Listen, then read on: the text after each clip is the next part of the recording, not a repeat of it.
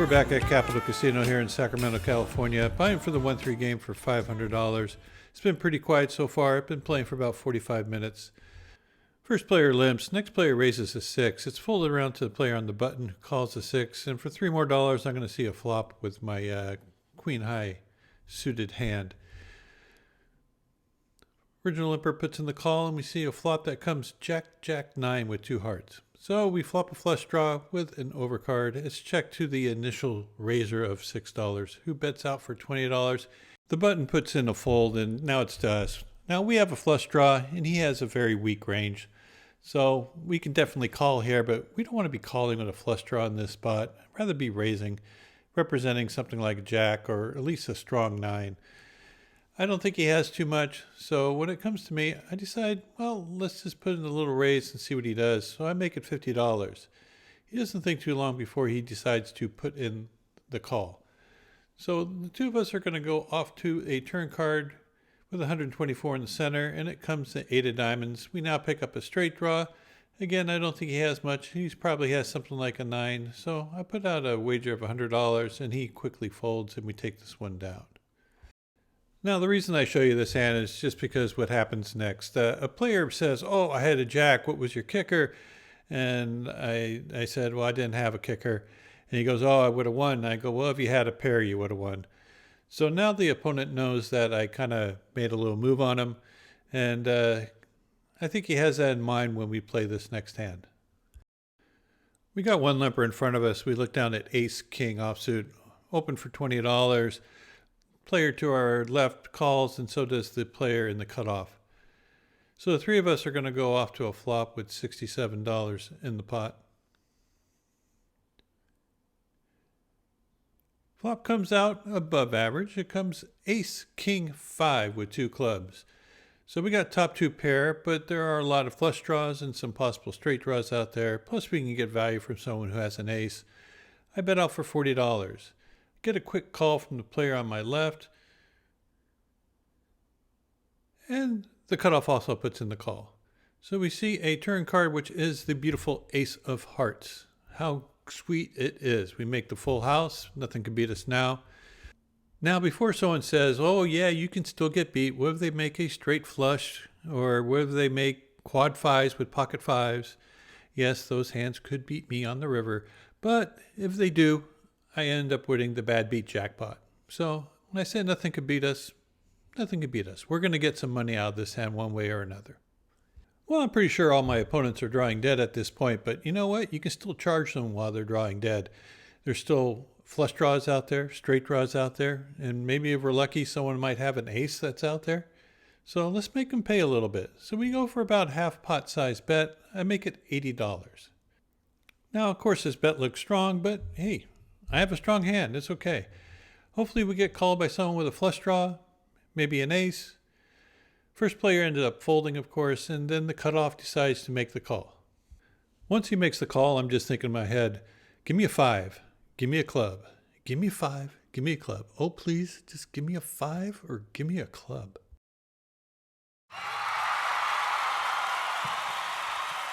Well, apparently the Hold'em gods were listening to me. Not only did they give me a 5, but they gave me the 5 of clubs. Well, I don't think the club's going to make that much difference. Now it's a matter of getting the money in. Well, knowing that he thinks I stole from him last time, I think the only size bet that really makes sense is just to shove it all in. If he has an ace, he's going to be calling. If he has a flush by the chance, maybe he'll make some sort of hero call. I have $470 left in my stack. I put it all in. He doesn't think too long before flicking in the call. I tell him I have ace king, and he rolled over ace 8 offsuit for aces full of 5s. It's a little bit of a cold deck for my opponent. Nothing much he can do about that. He makes the second nuts on the hand, not counting the pocket 5s for those of you who are going to correct me. And we get a double up, and we win almost a $1,500 pot. Hats off to my opponent who took this beat. He didn't go on tilt. He played fairly well for the rest of the day and actually made a pretty good comeback. There were a bunch of limpers, and we're in the big blind with pocket 7, so we get to see a free flop with $18 in the pot. Flop comes ace, king, jack, two clubs. Yeah, nothing for us. We're just going to fold this if anyone even breathes on the pot. But it does get checked around, and we see a 7 of diamonds on the turn. Well, let's see if we can get a little value from this. We paid out $15, which is about the size of the pot. And to my surprise, we end up getting one. Well, I'm okay with one caller. Ooh, wait. We get another caller. Oh, that's even twice as good. And then a third caller. What the heck? They're all drawn, huh? Well, the river card comes as a 6 of clubs. It does make the flush, but it misses all the straight draws. I decided to bet for $20 here. It's a very small bet. I'm hoping to get called by someone with like a king, maybe even a jack. I don't think anyone has a flush here. They all ended up folding, and we win a really small pot, but we get a little extra value out of it getting checked around. Well, the game's playing a little bit shorter at this point. A couple people are on break and some have left the game. We look down at king, jack of clubs. There's an open for 15. I've just put in the call, and so does the big blind. Flop comes king high with one club. It's checked to me. I decided to check this back just to be a little bit disguised. Not much I'm worried about with the top pair with a decent kicker. Turn card comes as a 2 of spades, and now the initial raiser leads out for $30. Nothing to do here than just put in the call. Big blind ends up folding, so the head's up to the river with 106 in the main. River card comes as a queen of clubs. They lead again for 55. This is a little bit surprising. I'm a little bit concerned that they might have had something like pocket queens. I thought they would check all their pocket pairs. Maybe they have a busted flush draw and turn their hand into a bluff, trying to get me off of a small pair myself. No, it doesn't make too much sense unless they have exactly pocket queens for this bet, so I put in the call. They said they have pocket sevens. Looks like checking back top pair on the flop is going to get us a little extra money. I'm not sure they would have called the bet if we bet the flop. We pick up a couple extra players, including a very aggressive player who's in the low jack who opened for a raise, and I put in the call with pocket tens from the big blind. Flop comes 6, 6, 5. Really good flop for my hand. I check, it gets checked around. Turn card is a blank 2 of clubs. I go ahead and bet $20. He puts in the quick call. Looking for a safe river, and we get the 5. Well, it's a good card. You know, I'm pretty sure we're good. I think I can get a little value from someone with an ace high. So I go for $30. I could probably go for a little bit more than that. He puts in the quick call, and I show him the tens, and we're good. I think I lost a little value on that river bet. A couple of the players with big stacks ended up leaving, so I ended up taking a break and coming back the next day. So far, nothing good has been happening. I've been playing for about an hour. I don't think I've drunk a pot yet. So I decided to go for a sea change when one was available, get to the end of the table for better viewing. As you can probably tell from the camera angle, I haven't had time to get everything set up right now. I'm still getting chips out of my rack. Player in the under the gun position opened for a raise to 15. Get a player who called to my right, and I decided to call with ace 4 of diamonds. Get one more caller out back, and 4 of us are going to go to a flop with $61 in the center, which comes out queen 5 deuce with the 5 deuce of diamonds. So we get the pretty good flop for our hand. Straight flush draw, nut flush draw. Yeah, you get the picture. The under the gun player leads for $20.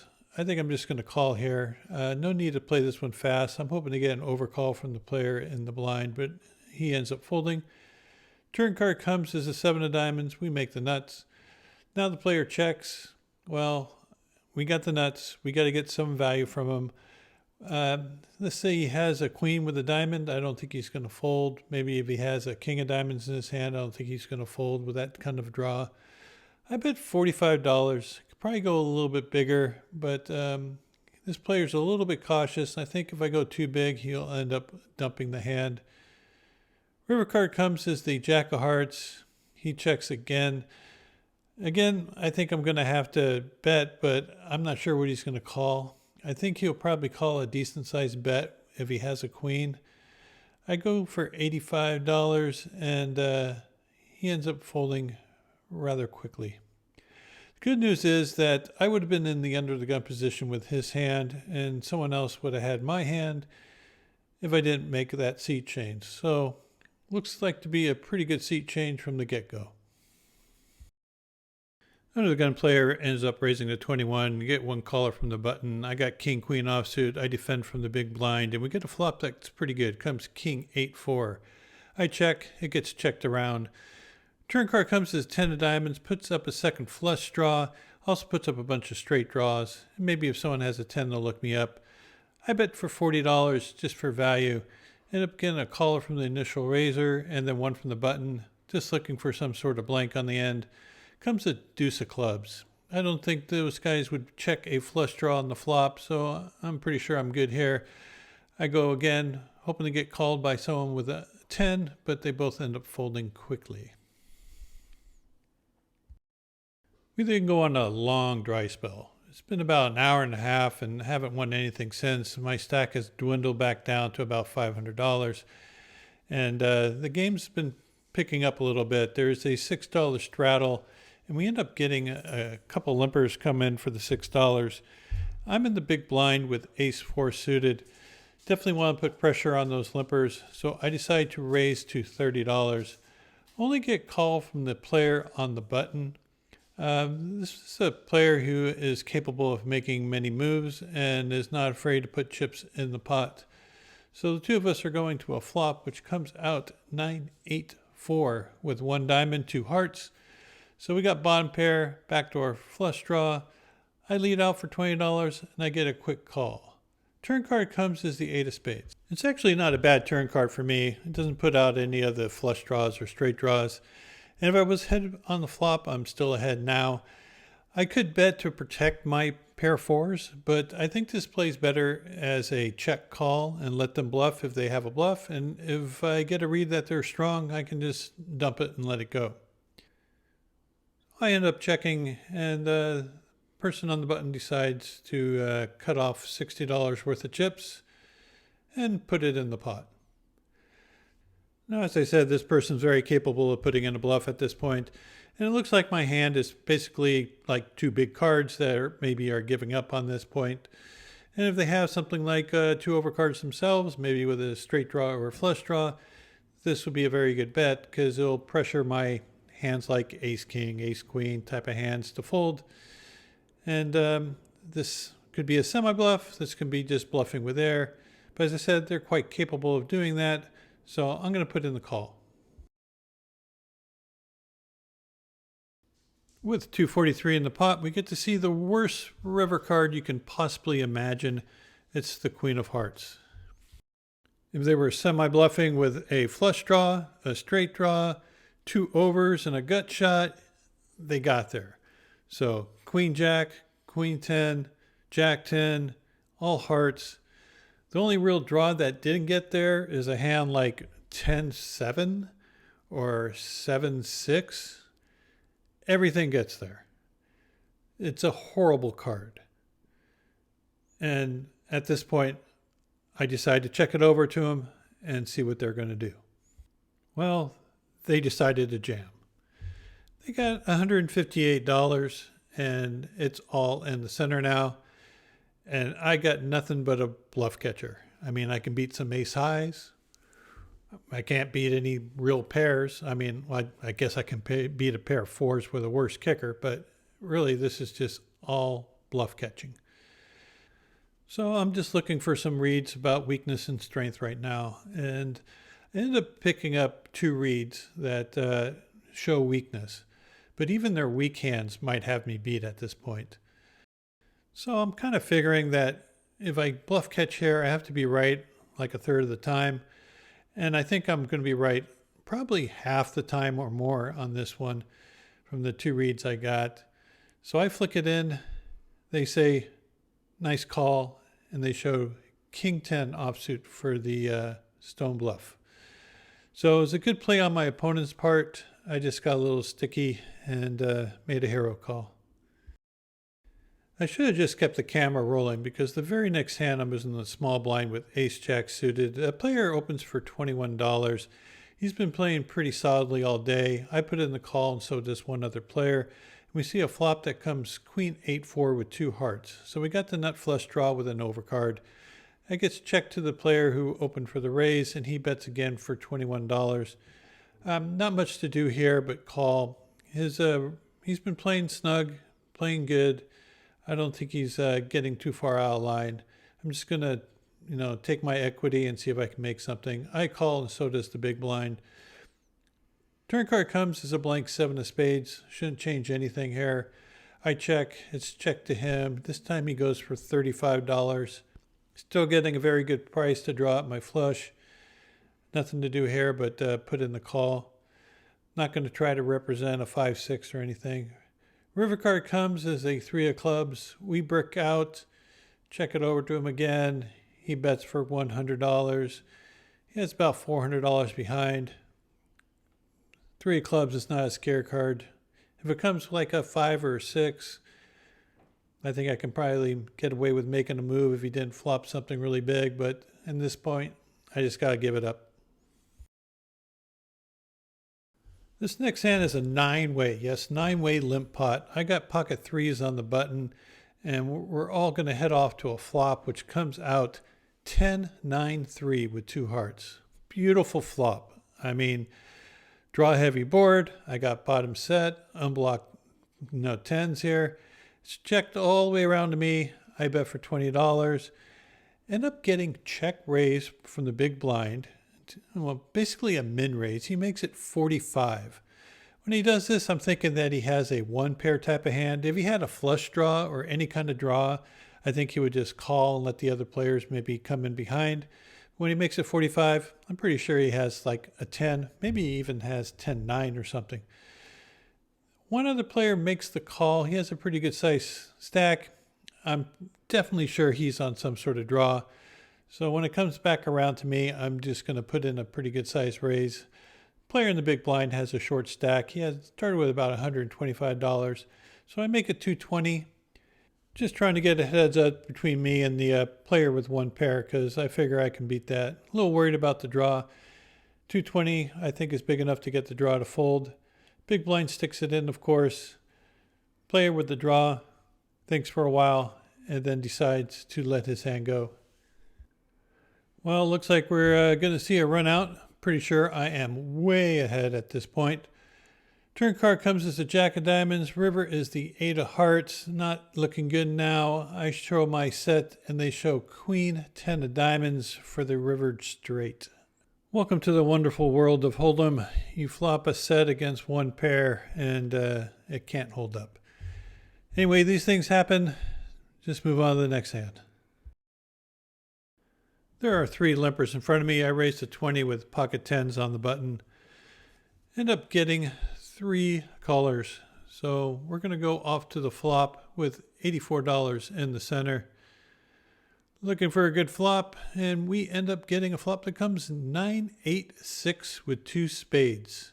Well, we got an overpair, we got a gut shot, and our hand needs protection. So when it's checked to me, I decide to bet for $50.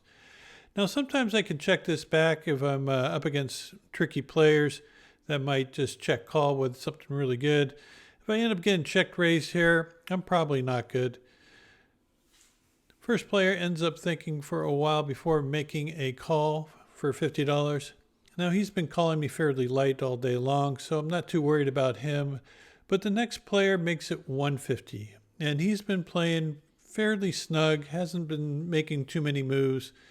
So when he makes it $150 here, I'm thinking that I'm in trouble. Of course, you can have hands like sets, straights, 2 pair. I think if I'm lucky, he might just have something like a 9 of spades with another spade. And even in that situation, I'll be flipping at best, and he probably has a slight equity advantage over me. Knowing all this, I don't think I can call this particular player. There are some players that I would just shove and get the money in. This one, I think I'm going to have to lay it down. Yes, some of you might say it's a very tight fold. I would just like to say it's a very right fold. I think that in this situation, at best, at the very, very best, I'll be flipping for my entire stack. And more than likely, I'm behind already. So let's just get out of there. The other player puts in the call, and we see a turn card, which is a 4 of spades. Now all the hands that I would have been flipping with, I'm way behind. He ends up jamming, so maybe it looks like something like ace 9 of spades, jack 10 of spades, 9 7 of spades. Who knows? But I don't think a pair of 10s is any good. The other player ends up folding out, and this player takes it down. And he's also a new subscriber to the channel, so good for him. Glad to see him win it. That ended up being the last interesting hand of the day. First day we did really well. We won $1,120. That's above average. Second day we end up losing $50. Not so bad. Anyway, I do appreciate you guys watching, and just a reminder that I am going out to play on the Lodge live stream on November 11th. It happens to be the 3-year anniversary of when I started my vlog, and it's also the 3-year anniversary when the Lodge started their live stream. So we both started at the same time, and it'll be a good way to celebrate 3 years of vlogging. We're going to be playing in a 5-10-10 big blind ante-game. It plays very big. In fact, I've been watching the stream intently for the last few weeks, and stacks can get very deep and they play very aggressively. So it will be exciting for sure. First of all, I have one more thing I'm going to be talking about, and I know that it's a poker vlog and that's all you guys are really interested in. But I would feel bad if I just kept this to myself and didn't mention it. I do some stock trading, and I buy certain stocks. And sometimes when I really, really like something, I buy a lot of it. And I happen to purchase a very large quantity of this one company I feel very strongly about. And this is not investment advice or anything like that. I'm not telling you to go out and buy it or anything. I'm just telling you what I did. I bought a ton of this stuff, and I think it's going to be a huge success. But do your own due diligence. Do your own investing. I'm just trying to put it on your radar if it's something that you might be interested in. And the company is called CleanSpark. It is a Bitcoin mining company, and I think that there are a lot of good catalysts going on right now. And if you don't have it on your radar, put it on your radar. Consider this bonus information for all those people that made it to the end of the video. So until next time, good luck at the tables. Thanks for watching. I really do appreciate your support, and we'll see you next time.